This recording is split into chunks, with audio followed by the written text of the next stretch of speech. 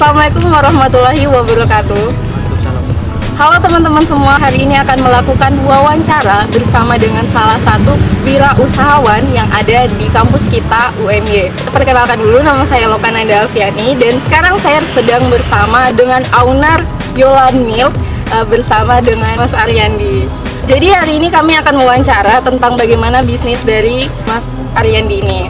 Pertanyaan pertama nih Mas, sebelum menekuni usaha Yolan Milk ini, apakah Mas Aryandi pernah memiliki usaha lain? Sebelum menekuni susu murni ini ya, atau yang kita bilang Yolan Milk itu, saya pernah mengalami juga usaha itu namanya tuh es kopior. Jadi kan jualan es kopior dulu, setelah katanya yang kecil dulu kan, dari jualan itu kan kok pakai cooler book tuh yang warna merah. Kenapa es kopiornya nggak dilanjutin? Es kopior tetap lanjut. Kalau ide dari Yolan Milk ini dari mana? Kalau ide tuh kan kami ini kan awalnya kan ada tiga pemilik usaha ini ya, anak manajemen, UGM sama ekonomi kan. Jadi UMY 2 orang sama UGM 1 orang. Nah kalau idenya itu kita semua ya, karena awalnya itu sama-sama suka susu. Nah cuma kita ada kenalan anak peternakan, kan lebih peternakan tuh, lebih susu, dan dia juga tuh ada channel di mana tempat ngambil susu itu sendiri. Kan Yolan Milk ini punya stand kan sekarang Mas. Bagaimana sih sebenarnya perjalanannya dari dulu sampai sekarang bisa muncul nih Yolan Milk itu berjalan? Sebelum kita berangkat ke stand atau kontainer gitu tuh, kita buka dulu nih di Amor, ngetes dulu gimana, terima nggak sama masyarakat khususnya mahasiswa kan. Jadi sebelum kan kalau sekarang kan udah pakai gelas kayak gini ya. Nah kalau kemarin tuh kita masih pakai plastik. Jadi udah kita blender, ini tuh udah kita bungkus pakai plastik, kita ikat, kita jual pakai box es kopior itu kan. Dan rupanya tuh responnya mahasiswa ketika itu alhamdulillah gitu kan. Jadi kenapa enggak kita sambil nyari tempat stand lapak gitu, udah ketemu lapaknya baru kita mesen kontainernya. Menurut Mas Aryandi, kalau misalnya usaha itu bukan karena hobi, itu bagaimana? Mungkin agak susah ya. Gimana kamu melakukan sesuatu kalau itu bukan hobi kamu gitu kan. Jadi kalau bisa tuh melakukan sesuatu itu ya pasti karena hobi. Bisa kata jangan terpaksa. Emang sih terpaksa itu mungkin akan terbiasa, tapi kan mungkin akan lama proses itu tuh terbiasa.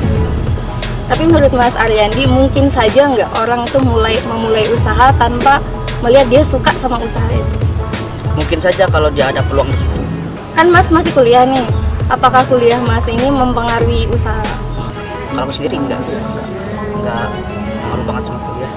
Oh, berarti Mas nggak terganggu gitu antara kuliah sama usaha gitu. Kalau misalnya nih Yolan Milk berada di titik terendah gitu, gimana sih Mas caranya membangkitkan lagi usaha Mas ini? Apakah udah pernah turun naik? Itu kan udah biasa kan Mas? Itu Mas gimana cara mengatasi? Ketika dia berada di titik rendah nih, kayak Yolan kan di titik rendah, mungkin dia tidak ketinggalan sama zamannya nih. Nah, kita ikut tuh zaman sekarang, oh rame nih bubble, yaudah kita kolaborasi aja nih susu sama bubble gitu. Jadi ngikutin zaman aja sebenarnya. Oh Mas Aryandi sebelumnya memulai usaha tuh udah sejak kapan? Sebelum bulan puasa kemarin. Sebelum bulan puasa kemarin itu mungkin sekitar 5 bulan belakang kemarin tuh ya. Kalau memulai emang bener-bener mulai usaha itu dari semester 4.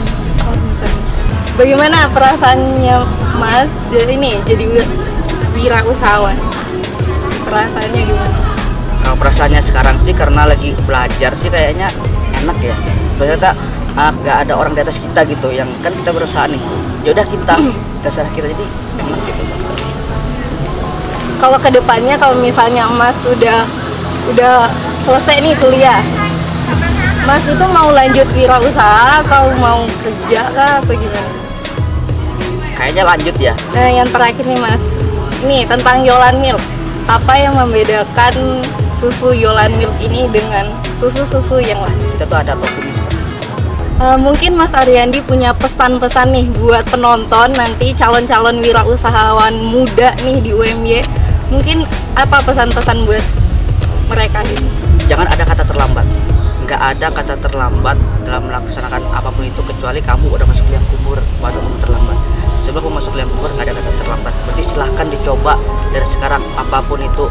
sekarang perkembangan zaman sangat meningkat, dampaknya sangat dahsyat, dimana kita yang masih muda ini harus bisa berinovasi, berkreativitas, berkreasi, yang mana bisa memasuki peluang yang sudah disediakan oleh zaman sekarang gitu ya. Seperti itu aja sih pesan saya. Jangan ada kata terlambat, mental dulu dilatih. Jadi intinya jangan takut mencoba dan siapkan mental. Itu dari Mas Ariandi. Apabila ada salah-salah, semoga pesan-pesan dari Mas Ariandi dapat berguna bagi teman-teman semua.